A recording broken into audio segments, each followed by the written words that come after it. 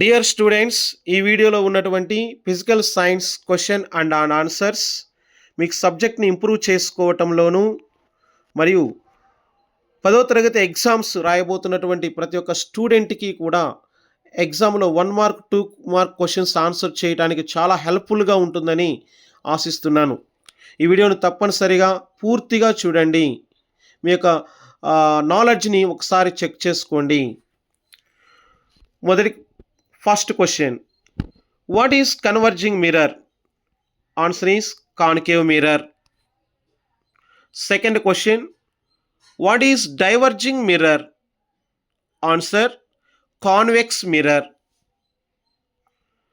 Third question, what is converging lens? Answer convex lens.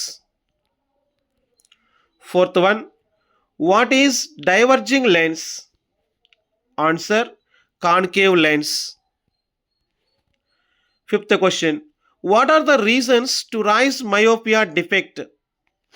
అంటే ఇక్కడ ఐస్లో కొంతమందికి మయోపియా డిఫెక్ట్ అనేటటువంటిది ఫామ్ అవుతుంది. ఏ రీజన్స్ వల్ల మయోపియా డిఫెక్ట్ రావడానికి అవకాశం ఉంది? Answer excessive curvature of the eye lens, అనగా ఐలెన్స్ యొక్క కర్వేచర్ అనేటటువంటి కొంచెం ఎక్కువగా ఉన్నప్పుడు మయోపియా డిఫెక్ట్ రావడానికి ఛాన్స్ ఉంది. Next second one, elongation of the eyeball.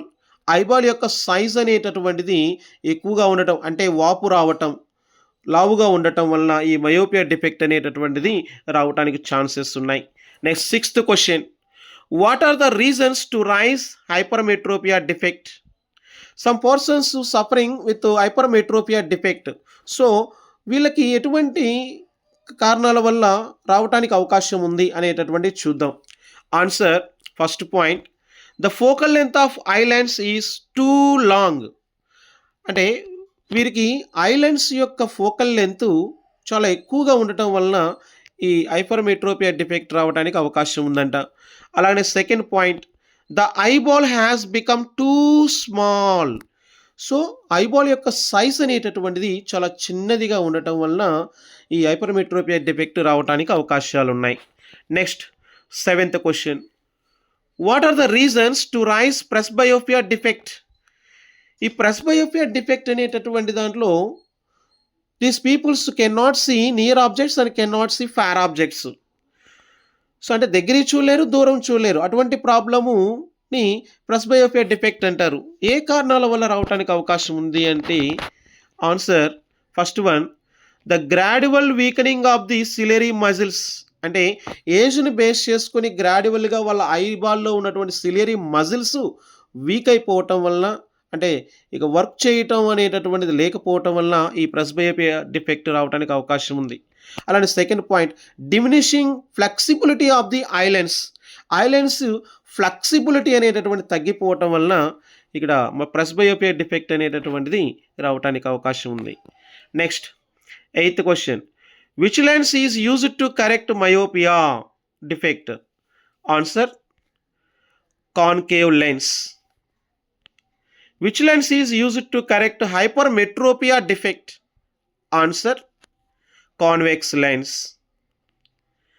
Which lens is used to correct presbyopia defect? Answer bifocal lens. ఇక్కడ బైఫోకల్ లెన్స్ వాడినప్పుడు అంటే టూ ఫోకల్ లెన్స్ ఉన్నటువంటి లెన్సెస్ని వాడుతున్నాం. అంటే అప్పర్ పార్ట్లో కాన్కేవ్ లెన్స్ని, లోయర్ పార్ట్లో కాన్వెక్స్ లెన్స్ని వాడుతున్నాం. అలా వాడటం వల్ల ఈ ప్రెస్బయోపియా పీపుల్ దగ్గరవి చూడగలుగుతారు, దూరమే చూడగలుగుతారు. Next 11th question, what is the formula of magnification of mirror?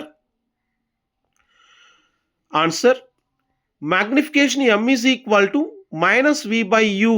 Here v is equal to distance of image, u is equal to distance of object. ఇక్కడ నెగటివ్ సైన్ ఉంది, అది గమనించగలరు. Next 12th question, what is the formula of magnification of lens? Answer magnification m is equal to v by u. v means distance of image, u means distance of object. ఇక్కడ magnification పాజిటివ్గా ఉంది, అది గమనించగలరు. Okay, 11th క్వశ్చన్లో magnification నెగిటివ్గా ఉంది. ఆ negative sign దేనికి వస్తుందంటే మ్యాగ్నిఫికేషన్ ఆఫ్ మిర్రర్. కానీ ఇక్కడ magnification of lens, magnification positive, m = +v/u అది గమనించగలరు. మిర్రర్‌కి అయితే -v/u, లెన్స్‌కి అయితే v/u. Okay. Thank you students. ఈ వీడియోని మీకు నచ్చినట్లయితే తప్పనిసరిగా సబ్స్క్రైబ్ చేయగలరు. లైక్ చేయండి, షేర్ చేయండి. ఓకే. Thank you students.